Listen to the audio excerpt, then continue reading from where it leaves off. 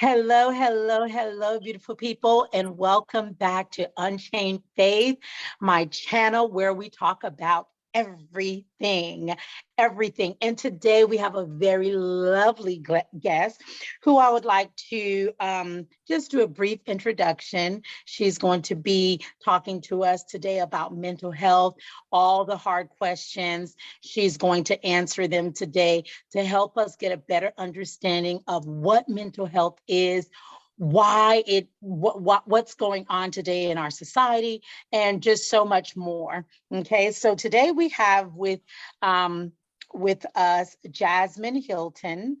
She was born in Atlanta, Georgia, graduated from Frederick Douglass High School, and she received a bachelor's degree in psychology from the University of West Georgia.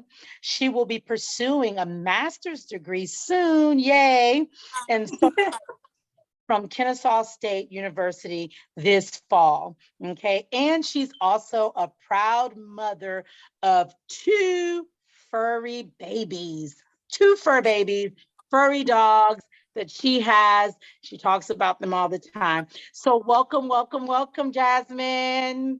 Hi. Well, I am so grateful, truly, truly, for technology. Although I'm not that, how they say that, tech savvy. I'm not a technical person. Trust me, I know how to do the basics. I want to learn though, but I just know how to do the basics. But we thank God for the technology, because it allows us to be able to communicate, even though when we're far away, we can come together and make things happen. So Jazzy, I just want to say briefly, is a very sweet spirit. I met her at work and we clicked instantly.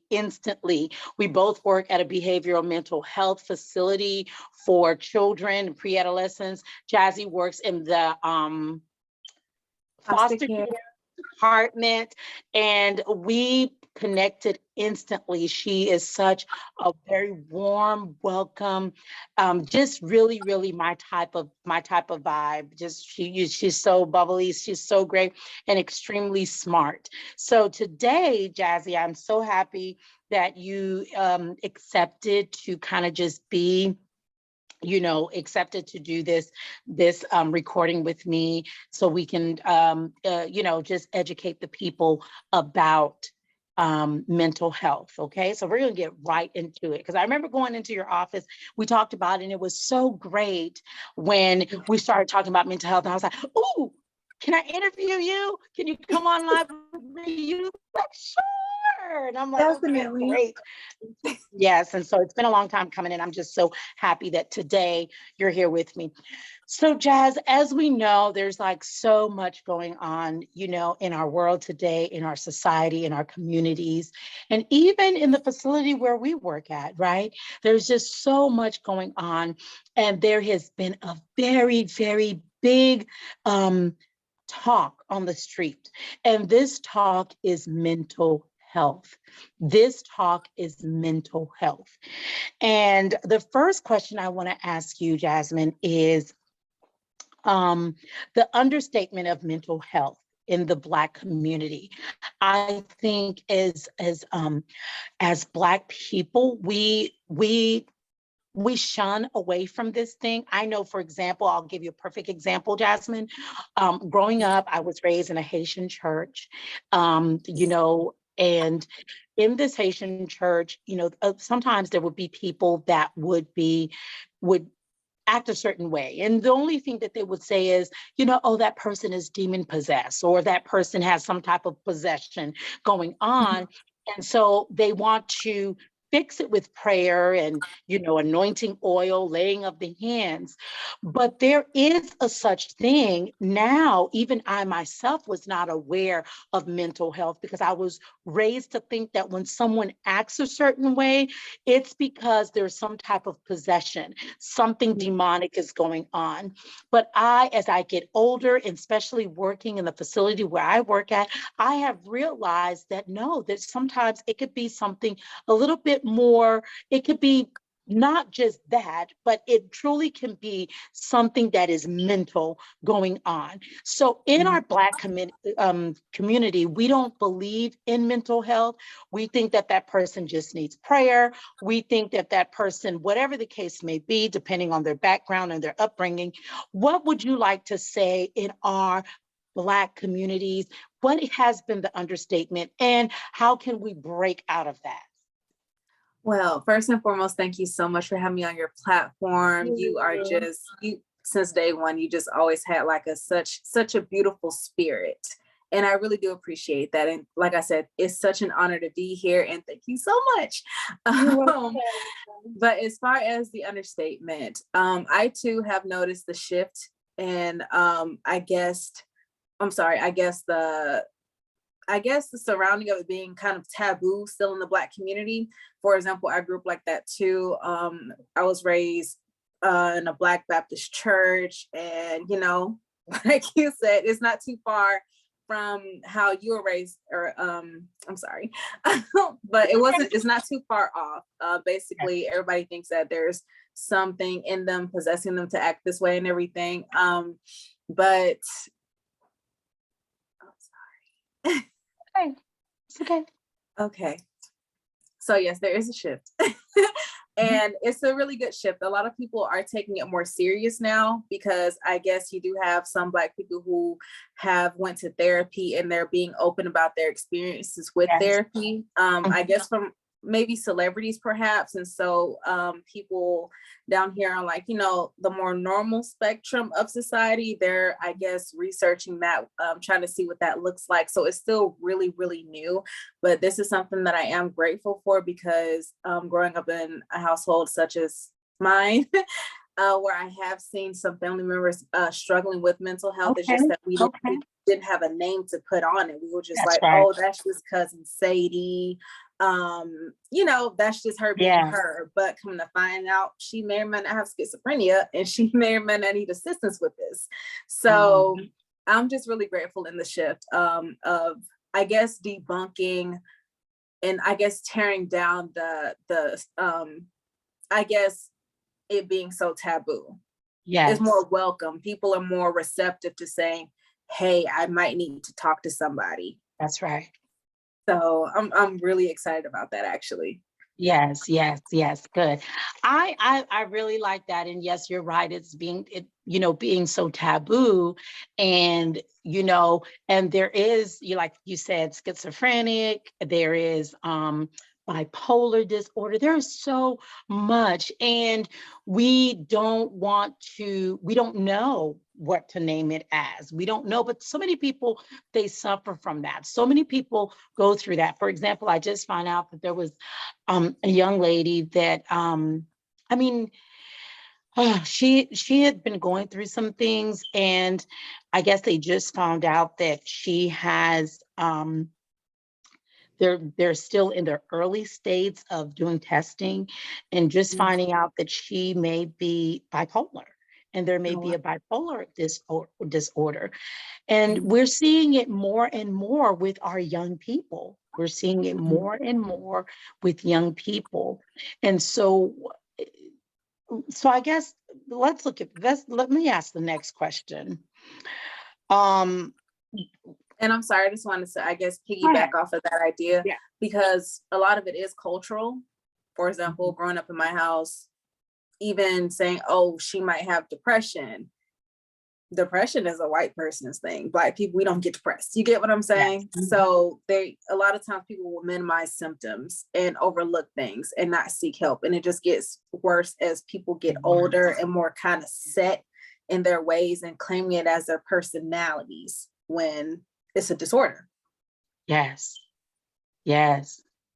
Yeah, that's true. They attach it to personality when it's actually a disorder that they're having when they're so what okay, so before I ask you the next question that was on my list, let me ask you this. What does mental illness tend to look like then? What are some signs? I know you studied psychology, where you've studied the behavioral of people and body language a little bit, and being able to understand the human being. Um, when they say something, you can probably already know what they mean when they act a certain way. What does some of the mental illness look like?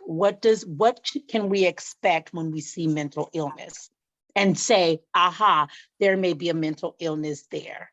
It's kind of it's a really big gray area with that because it doesn't really have a look per se, but a lot of times you'll pick up on certain things. For example, it might not be as obvious as someone just having a full out episode, or is not like that. It could be the subtle things. For example, in my household, my mother, she would sleep a lot. She would just always be in bed, always be in bed. And it's so funny because we always grow up saying, oh, I'll never be like my mother, I'll never be like my dad and everything. And yet it'll still happen. So with her just always being in bed, I never tied two and two together to realize, oh, she might be suffering from depression. I just thought she was always tired, or I would also, I guess, point it to being lazy. But even me as an adult, I realized I was slowly becoming my mother. Like I would legit spend all day in bed for weeks at a time. I was very functional. I still go to work, still go to school, just fine. When I get home, I take a shower and I'm in bed until I have to do something else. And I would invest in that comfort. I would invest in it. I bought, let's see, a mattress topper for like $600. I love that thing. But I would like just make my bedroom so comfortable. I have a mini fridge. I never left my room on weekends. It's dark. I'm in bed, or I'm watching a movie and I'm back asleep again. But I would just rinse and repeat every single week. So it could be something like that. I thought that what I was doing was unwinding, self-care, but one wine bottle turned into two, and two turned into three, and I wouldn't eat. But when some people think of depression, oh, you're just crying your eyes out. No, I was literally in bed for a weekend. And we have to, I think it's important to compare it. And I hate saying, oh, compare yourself to others, but no, think about what is your definition of normalcy? What do you do on the weekends? You like to go to brunch. I like to hike. I like to just something outside of the house. And culturally speaking, I was just looking at a girl on TikTok. She said, why are Americans just always in the house? Why don't you guys go out and do things and X, Y, and Z? And I'm just like, wow, I am in my house a lot. I'm going to go out today. I'm going to the mall. Not going to buy anything, but I'm just going out just to walk. So it's good to look at other people and then assess what you're doing and why you're doing it. I would purposefully cancel plans all the time. I just wanted to be alone. And then I had to look within myself. What's wrong? Nothing. I'm just taking care of myself. This is a me time. No, go out, get your nails done, get your hair done, wash your face. Did you brush your teeth today? So little things like that. Self-care is literally what it is, taking care of yourself. 8 hours is more than sufficient of sleeping. Get out of the bed. So now I'm trying to reverse that by making my room a little bit uncomfortable. You get what I'm saying? Okay. Just taking some things out, the mini fridge. No, because now I have to go out into the kitchen to get me something to drink. Taking out all the pillows and everything, just because I'm just like, no, because this makes me want to sit up in bed, which means I'm going to watch TV and not socialize with my boyfriend. So I'm doing little things now just to make it so that I don't have those episodes, so that I am not saying, oh my God, I turned into my mom. To this day, she still does that. And we have conversations sometimes about, oh, have you went out today? Have you went walking? And it's always a no. She's a homebody. And then I find myself, I'm like, oh my God, I didn't go out today either. Wow. So yeah, it's so interesting how we just fight and try not to be like our parents, and yet here we are. Wow. Yeah. So with depression, do you think that that's something that someone, because just in a minute, we're going to talk about therapists, like when you're going to seek counseling, which is very important important, which I'm very big on. And I guess we'll talk about that. So with depression, because I think some people, they think that depression is probably the lowest thing on the list when it comes to mental health. They think, oh, depression doesn't make, depression is just depression, where we think about depression staying to yourself, but there's different levels of depression. But with depression, do you recommend that someone that has depression, that suffers from deep depression, to seek counseling and a Of course. therapist? Of course. The thing is, people don't have to wait until, because people don't think they need therapists unless they're trying to hurt themselves or something like that, or hurt someone else. It does not have to get that bad. You could just be having a bad day and curse someone out in traffic and say, wait, am I angry? What's going on? Hey, can we make an appointment? I need to talk to somebody.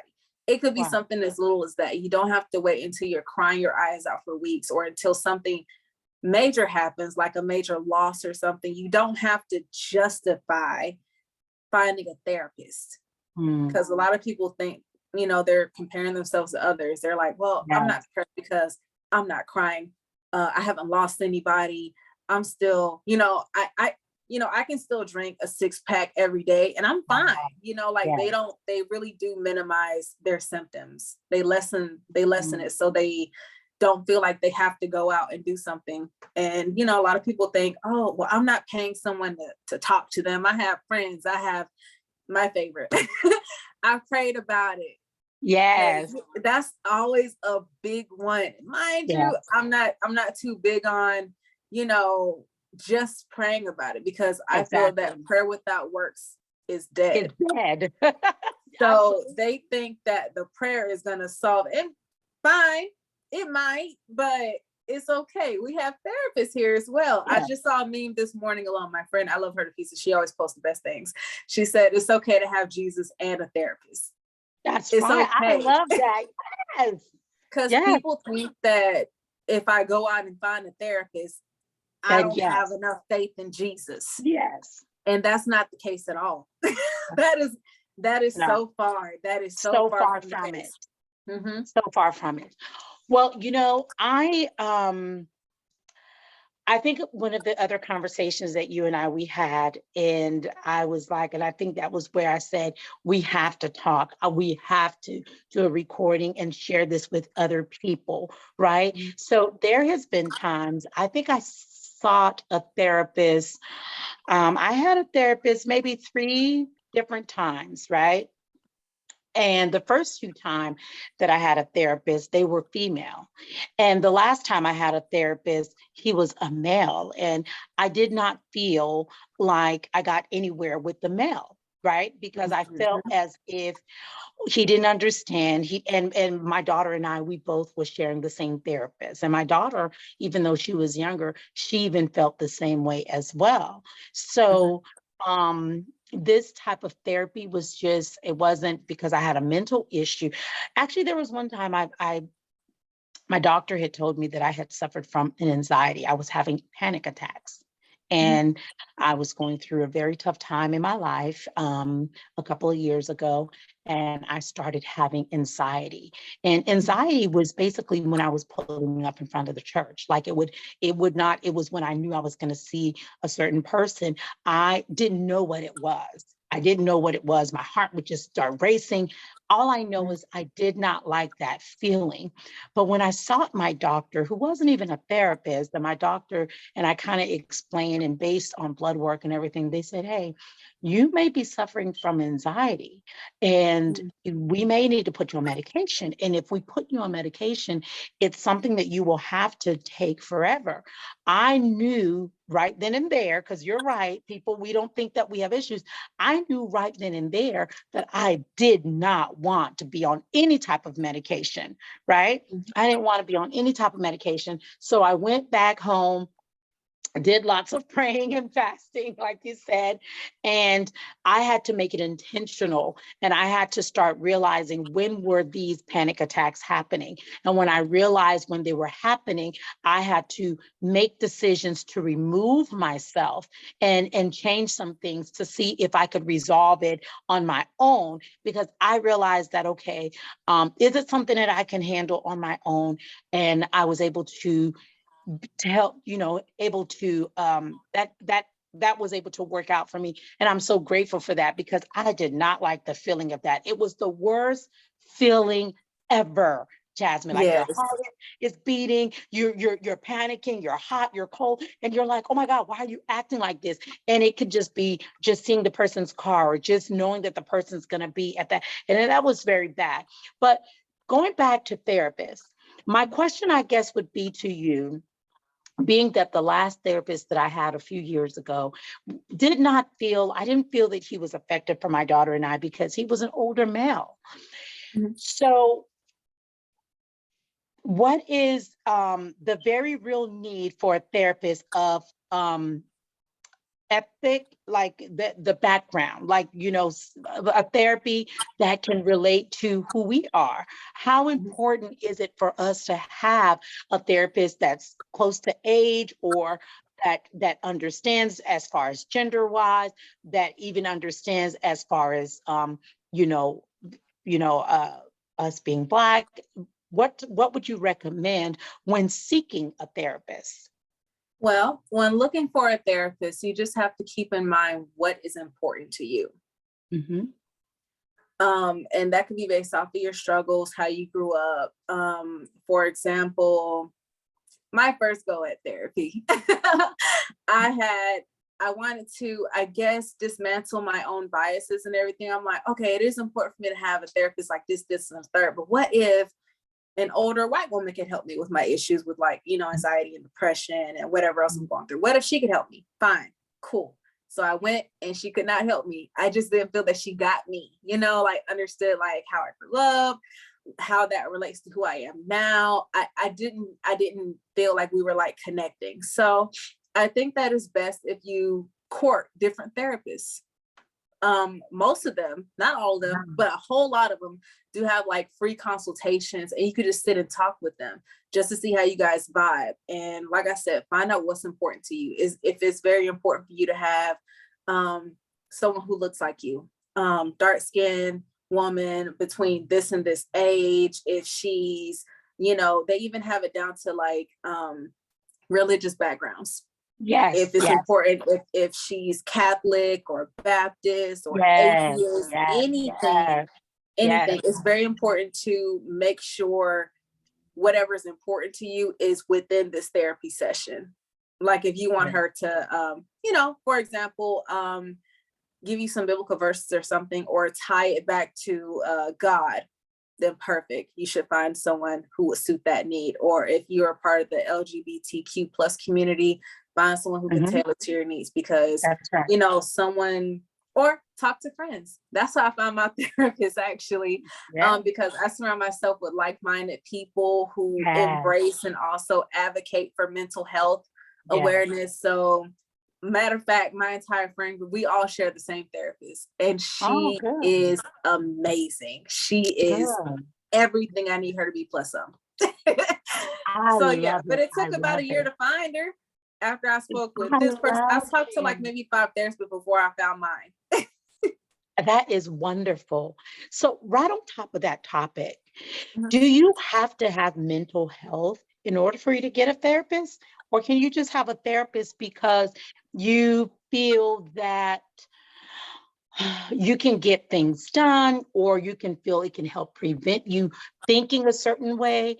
So must you have some type of issue going on in order for you to have a counselor or a therapist? Or No, or can you it's just just have a yeah, it's just good to have another set of ears listening to you, even though you don't feel like, oh, I'm gonna jump off a cliff tomorrow. You don't have to get that far down the rabbit hole before you can just talk to someone. It could just be saying, hey, I have issues because I'm indecisive. Make me more yes, decisive. yes, yes, Versus I'm really depressed. I'm going through some stuff at home, not talking to parents or something. It could be literally anything, any reason. You don't have to justify your need to talk to someone. And right now, most therapists even take insurance. Like you're only Yes, responsible for like maybe the copay. And honestly, you shouldn't have to put a price on your mental health. yes, People invest in anything they want to invest in. I know someone who paid $1,500 for a sewing install. yes. Yet she's looking at therapy like, that's $100 an hour. It doesn't have to be $100 an hour, because No, some have like a sliding scale based off of, your income. It could be free with your insurance. Just, dibble and dabble, understand what you can afford, and try not to put a price tag on your mental health, because it is so imperative how important it is yes, to be mentally sound, whether or not you yes. need medication or not, or just someone to talk to. It is so imperative that you are your best self, and taking care of your mental health needs is the biggest and best way to do that. I totally agree. I so totally agree. So, how do we find resources? How can someone find resources when it comes to mental health? Well, a good resource that I really like to, I guess, recommend would be a website called Psychology Today. It Okay. has therapists. You can tailor it to your zip code, gender, age, what you think you're dealing with. And they have like a lot of really good therapists on there. They have their Okay. bios, and you can just kind of read and see who kind of fits you. And then give them a call, set up a consultation, and get your first session popping. Okay, and you said that's called Psychology Today, because I want to put that in the description. So if Yes. anybody needs to go to that, it's just Psychology Today. They can just Google that, right? Yes. Wonderful, Yes, ma'am. wonderful.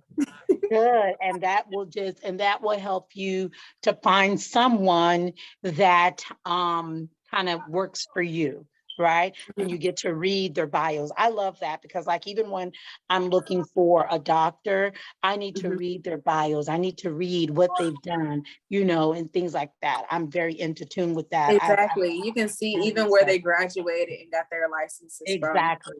Like it's Wonderful. all there.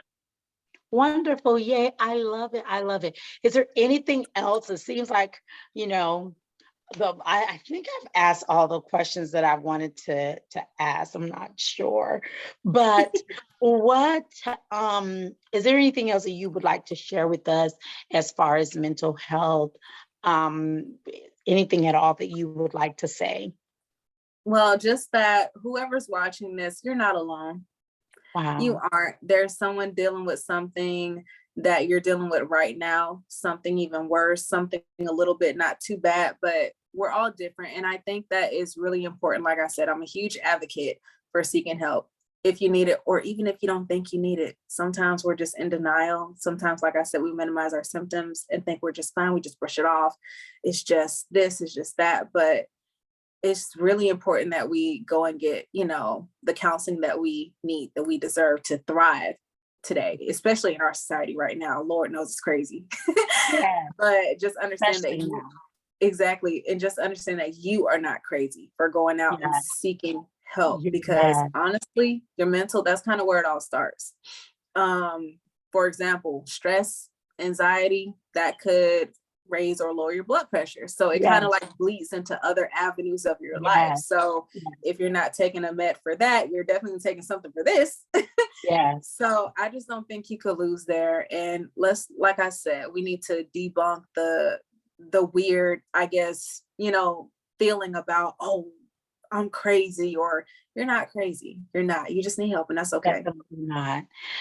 So, just to piggyback on what you said and what Jasmine said, is definitely you're not crazy. And I know, even in my culture, Haitian, growing up as a, Haitian American young woman, I used to hear people don't even like marriage counseling. They don't believe in that. They don't want to do marriage counseling. They just don't want to. And I'm Mhm. like, and the older I get, the more mature I am, I realize that counseling is very therapeutic. Talking to someone who is specialized in in counseling.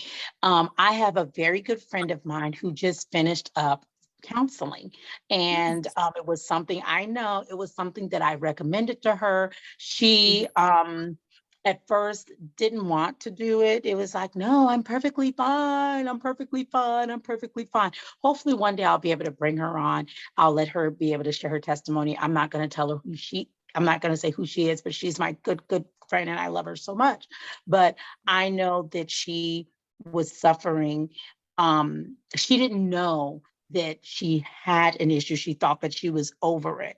And then Mhm. something happened and it triggered, and she says, oh no. So when she actually called me and reached out to me, she was like, I need to do this. And I was like, great. Before I could even can ask, she said she wanted to do it. And I was so happy. She actually just finished not too long ago her counseling, and she told Well, me all the ways that it helped. And she went through what you had said. She went through a several couple different counselors because she didn't like the first one. mhm. The second one was very iffy. And so they asked her a few questions so they can pair her up with the right one. And she loved the third one.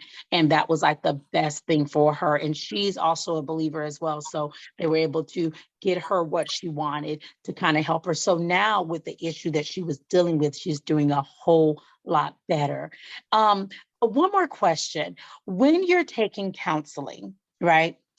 Do is there ever a time that you can cut off the counseling if you feel that while you're doing the counseling, you're doing fine and you have progressed and you've gotten better and you've overcame whatever you were counseling for? But Mhm. is there a time where if you end the counseling, it's just like someone that may be on drugs, I don't know, or they need to go AA or whatever, they go to these programs, they get better, but when they get out of it, they relapse. Does that happen in counseling too? Is it something that should always be an ongoing once you start counseling? Or is there a time where you or your counselor can feel as if this is good enough for you, you can stop here?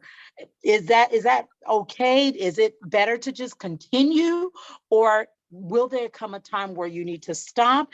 And when you do stop, is it a possibility that you might be triggered again, or you might um um the situation may come back again where you need to further the counseling? Well, I feel that it's very person tailored. For Okay. example, when I first started going to my therapy sessions, it was every week, every single week, like clockwork. So that's 4 times a month. Okay. So, but as I got better with my anxiety, my depression, just everything I was going through, it became like, uh twice a month. And then I switched over to therapists and everything. So it took me a little get to knowing her and, Okay. habits and stuff like that. But now I just do like maybe a monthly check-in. Hey, Okay. everything's great. Or if I Okay. call her, girl, I'm so mad right now. Like we're like that, and Okay. it's just great to have like an objective set of eyes and ears on your situation, because a lot of people like, oh, well, I have this great girlfriend I can talk to and everything. It still could be a biased situation. You get what I'm saying? So Okay. it's just great to just, like I said, have someone outside of your situation to like speak with you and coach you through your thought process surrounding everything that's going on. Okay. So it's gradual. Like I said, now I just do like maybe a monthly check-in, or if I just have something on my heart, I could always make an appointment. It's kind of a revolving door. So you can leave and not come back because, it's just a thing. If you feel that you're okay with where you are and everything, that's fine. But just understand that therapists don't take it personally or anything like that. And you Okay. can always come back. Okay. They're Okay. always going to welcome you back, especially if you've already had a great relationship with your therapist. It's pretty much whenever you want to come. Okay. So Okay. there's not any set schedule or hard feelings associated. So yeah, you can always come back or leave and then come back again, and it's okay. Okay. Wonderful. So I guess I'll officially make this my last question because as you're talking, like more things just keep coming up. And I'm like, oh my God, what would it be that someone would ask me that they would want to know the answer to? So I guess my next question would be is I'm very big on, how do you say that? I'm very big on mannerism. I'm very big with like seriously, can someone be mentally have mental health and truly not know? Like, I'm gonna give you an example. Like, I feel like people that are snappy, I've seen people with road rage, lots of road rage, Mhm. people who um worry so much, like they worry like so much, like they everything worries them. Mhm. Um, I, I see a lot of things that I'm not a doctor. I the most that I've done for a long period of time is be a teacher, and I be able to watch certain children with the way they are, you know. But when it comes to adults, I sometimes see some adults just by having conversation with them or just being around them. Sometimes I'll see someone, they're bubbly, bubbly 1 second, and the next second, it's just like they just start snapping, and you don't know what you did, and you don't know who did what, when, and why, and what for. And it's just like with that person, there is no stability. It's like from one day to the next, you just never know. And I think Mhm. sometimes we want to attach some type of mental health to this person. How can a person truly know whether it's the person that is suffering from it or someone on the outside looking in? How can we really, really know that we're having a mental health breakdown, mental health issues, so we can actually seek a therapist and get some help? How can we actually know?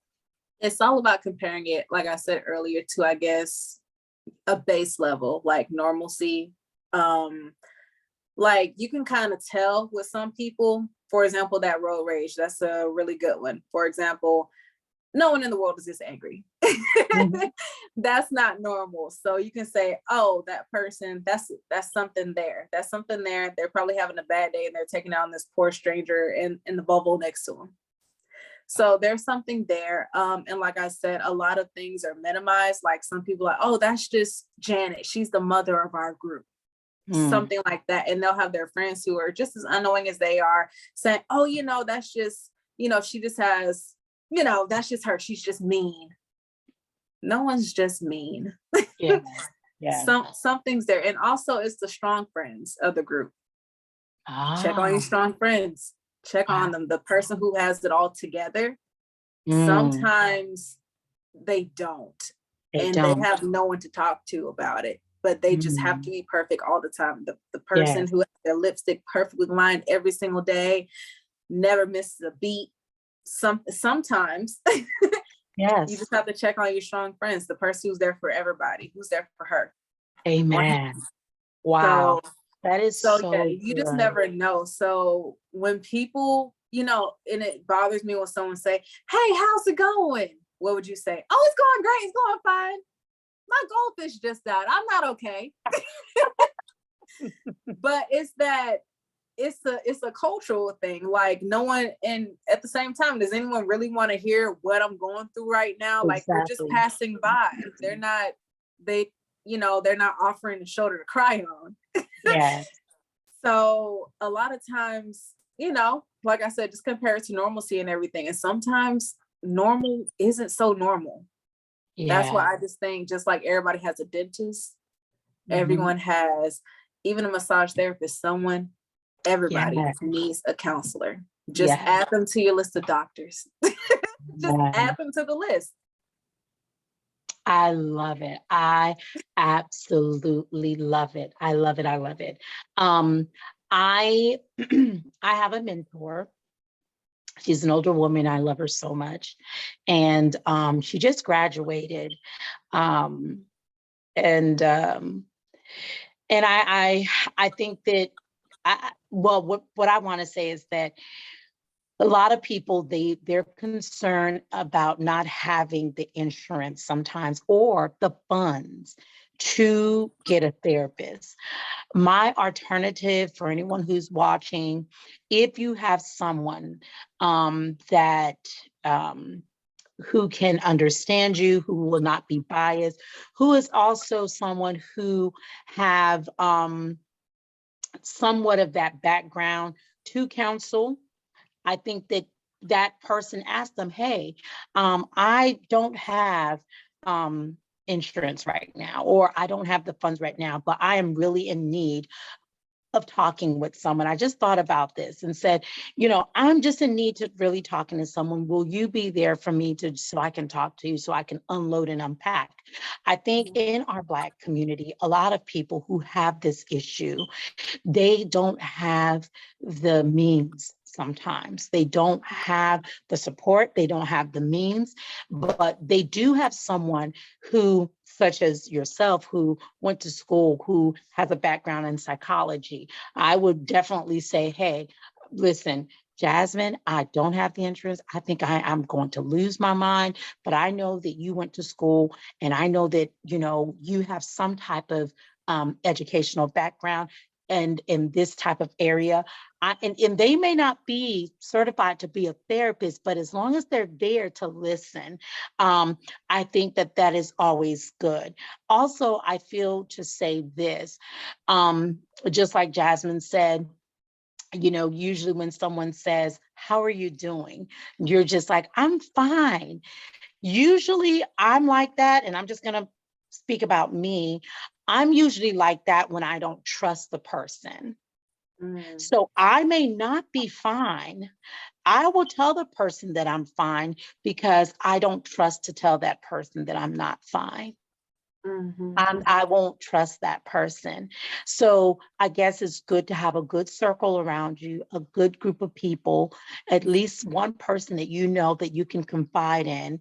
And there could be several reasons. Maybe that person, you think that, just by the way they talk about their friends, or just by the way they handle situations, you don't trust that person enough to say, no, you know what, I'm not fine. I'm not fine.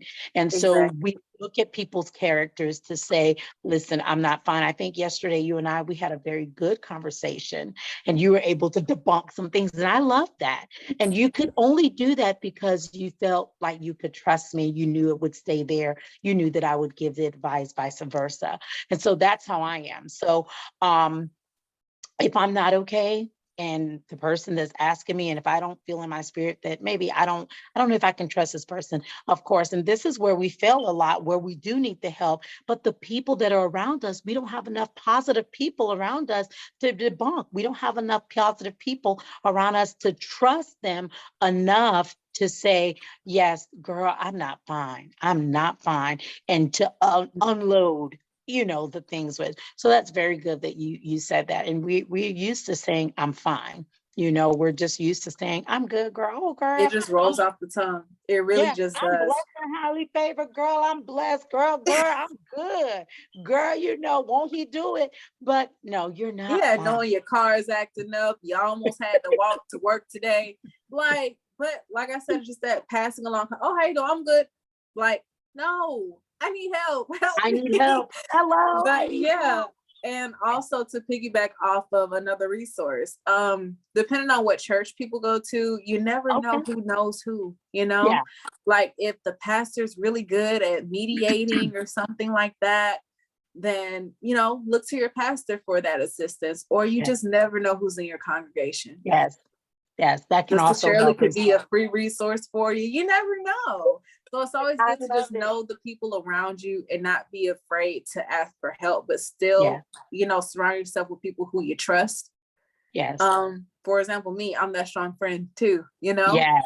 I'm that strong friend, but few weekends back, I was in bed, but still Wow. rooting for someone else while texting. You really Wow. just never you really just never know what people are going through. And when you ask someone, be very intentional with your words. Yes.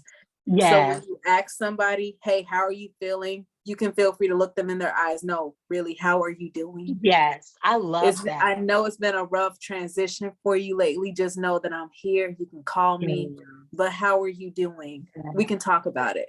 So be intentional with that. Even the passing by phrase, girl, how are you? You know, just Yeah. you know, just kind of sit in that moment and be like, oh, that caught me off guard. You know what? My husband, he's acting up. Like, you know, Yes. so that's how you build that rapport with people. You just, like I said, that intention, that smile you have, that just that warmth, you know, that's inviting. It really Yeah. is. It's inviting. Amen. So, you know, I could talk forever on this subject. I love it, Jazzy. I appreciate you so much for taking the time to do this. I know it's been a long time coming. I thank you so much for just giving us what we need to hear and to help us to get out of the funk that we're in with the resources, with surrounding ourselves with positive people, finding a therapist, and letting it not be so taboo. Saying if you need help, get the help that you need. It's okay to talk to someone. It's okay to talk, and you're not crazy. You're Thank you. not crazy. Period. Pooh. You're not crazy. All right. So, is there anything else that you want to say, No, I'm pretty Jazzy? good, but thank you so much for having me on your platform. And like I said, everybody who is watching, you got a nail tech, you got a braid lady, a sewing lady, you got a carpenter, the mailman, you got a car guy, you have everything else for every avenue in your life but your own mental health. So we just need to, you know, we got to get it together, get a therapist, Get get it somebody together. to talk to. But thank you so much for having me. Thank you. Thank you so, so much. This has been a blessing in itself. You are wonderful. Like I Yeah. said, that smile, that glow, that warmth, it's just everything. Likewise with you too. Likewise, we talk about you all the time in the office, how your spirit just illuminates the room, and we love it. Thank you so much. Thank you so much. And thank you for all my viewers. If you clicked on Unchained Faith and this is your first time, I hope that you enjoyed this recording with my dear friend here, Jasmine. And thank you, everyone. And remember that I love you, but God loves you more. Mwah. Bye.